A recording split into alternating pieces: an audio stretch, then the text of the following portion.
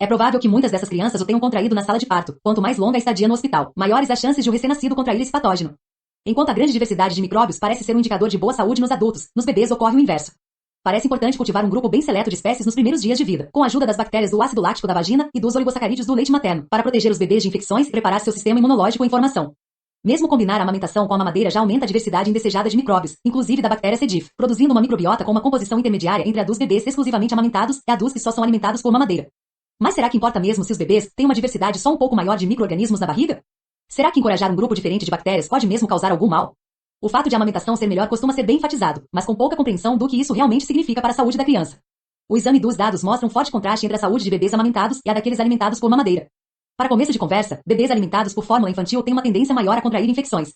Quando comparados com bebês que só mamam no peito, os que são alimentados exclusivamente por mamadeira têm o dobro de chance de ter infecções no ouvido, uma chance 4 vezes maior de irem parar no hospital com infecção do trato respiratório, o triplo de chance de sofrer uma infecção gastrointestinal e uma chance 2,5 vezes maior de contrair enterocolite necrosante, na qual parte do tecido do intestino morre.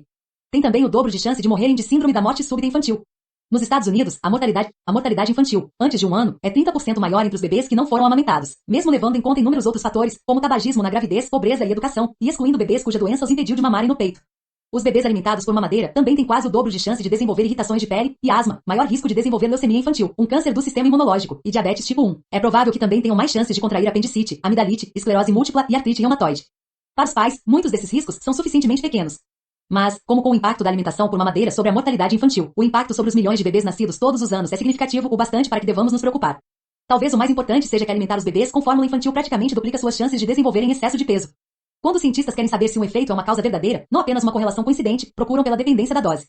Se um fator, digamos, o volume de álcool consumido, é mesmo responsável por causar um efeito, digamos, maior tempo de reação, seria de esperar que o tempo de reação aumentasse de acordo com o consumo, doses extras, de álcool, ao menos até certo ponto. Quanto maior a dose, maior o tempo de reação.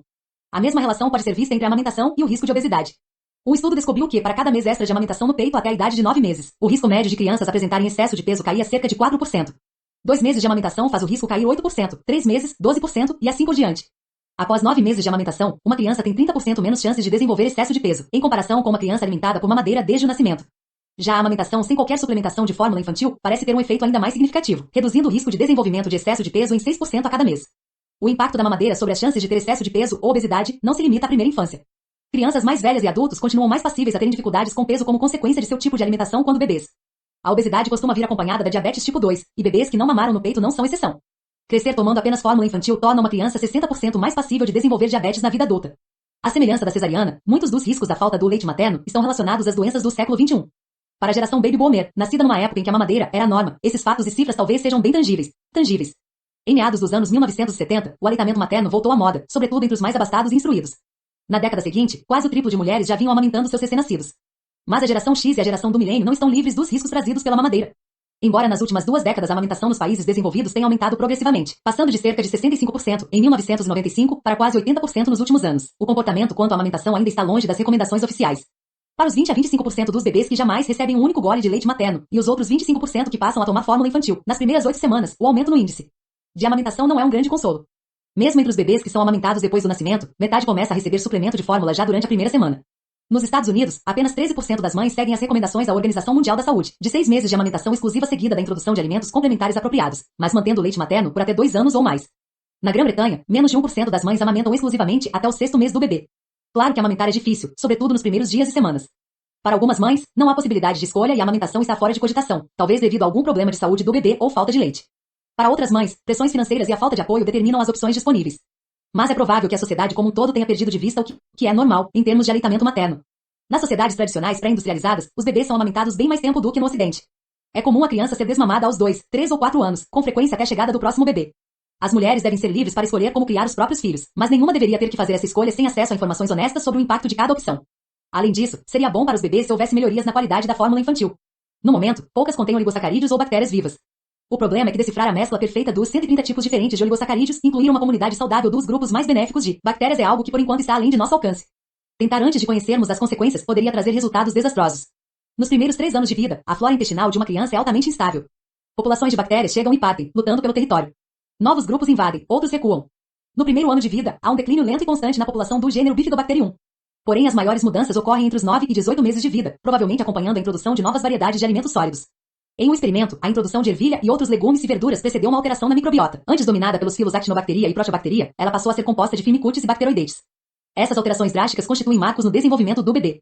No período entre 18 meses e 3 anos, a flora intestinal fica cada vez mais semelhante à de um adulto, ganhando estabilidade e diversidade ao longo do tempo. No terceiro aniversário de uma criança, as diferenças iniciais na composição da microbiota causadas pelo tipo de alimentação que receberam quando bebês já foram superadas pelos grupos novos contraídos, de outras pessoas e lugares. As bactérias do ácido láctico, antes tão abundantes, tornam-se mais raras à medida que a microbiota se adapta a novos alimentos e circunstâncias. À medida que a criança vai ficando mais velha, os micróbios em seu intestino passam a ficar menos parecidos com a microbiota vaginal e cada vez mais semelhantes à flora intestinal da mãe. Em parte, isso se deve ao fato de morarem na mesma casa, cercados dos mesmos micróbios e comerem a mesma comida. Mas também se deve aos genes compartilhados. É notável que nosso genoma tenha certo controle sobre as espécies que abrigamos. Os genes envolvidos na programação do sistema imunológico também influenciam as espécies bacterianas autorizadas a viver dentro do corpo. Como mãe e filho compartilham cerca de metade de seus genes, para a criança é bom receber um conjunto equivalente de micróbios. Afinal, nos primeiros minutos de vida, o sistema imunológico de um bebê precisa enfrentar uma invasão maciça de bactérias, do tipo que nunca mais encontrará. Conseguir sobreviver ao que poderia ter sido considerado uma enorme infecção revela que o bebê já estava genética e imunologicamente prevenido. É provável que ter certa informação prévia sobre quem é amigo e quem é inimigo já deu uma grande ajuda ao bebê para enfrentar o ataque das bactérias vaginais de sua mãe ao cair de cabeça num mundo repleto de micróbios. A beleza do microbioma é o fato de ser adaptável de formas que o genoma humano jamais será. À medida que seus hormônios aumentam e diminuem, que você envelhece, que prova novas comidas e visita lugares novos, seus micróbios tiram o máximo de proveito da situação. Nutrição carente? Sem problemas, seus micróbios o ajudarão a sintetizar as vitaminas que estão faltando. Muito churrasco? Não tem problema, seus micróbios vão desintoxicar as partes queimadas. Mudando de hormônios? Ótimo, seus micro-organismos também vão se adaptar a isso. Na juventude e na fase adulta, o corpo precisa de quantidades diferentes de vitaminas e minerais. Os bebês, por exemplo, precisam de muito ácido fólico, mas não conseguem ingerir os alimentos que o contêm. Seu microbioma, porém, está repleto de genes que sintetizam ácido fólico a partir do leite materno. Por outro lado, os adultos não precisam de tanto ácido fólico e já costumam obter o suficiente na alimentação, de modo que, em vez de genes para sintetizar essa vitamina, seus micróbios contêm genes que a decompõem. Com a vitamina B12 acontece o oposto. Quando mais envelhecemos, aumenta o número de genes para sintetizá-la.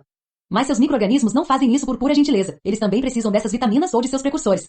Muitos outros genes envolvidos na síntese ou decomposição das moléculas de alimentos mudam com a idade, de modo a tirar o máximo de proveito da alimentação e acompanhar as mudanças no corpo. As pessoas com quem você vive também podem ter um grande impacto nos micróbios que você carrega. Assim como deixa vestígios de sua presença quando passa tempo no local, impressões digitais, pegadas, DNA em células da pele e fios de cabelo, você costumar deixar sua assinatura microbiana para trás. Um estudo descobriu que era fácil identificar qual família pertencia a qual casa pela simples comparação dos micróbios existentes nos pés, nas mãos e no nariz delas com os encontrados no chão, nas superfícies e nas maçanetas. Durante esse estudo, 3 dessas famílias mudaram de casa. Em poucos dias, suas novas moradias já haviam sido colonizadas por suas bactérias, substituindo as dos moradores anteriores. De fato, a contribuição dos membros da família microbiota da casa foi tão dinâmica que, se ficassem ainda que uns poucos dias fora, seu rastro microbiano já começava a esfriar. O declínio constante na pegada microbiana de uma pessoa poderia ser usado para criar uma linha do tempo confiável o suficiente para uso em investigações forenses.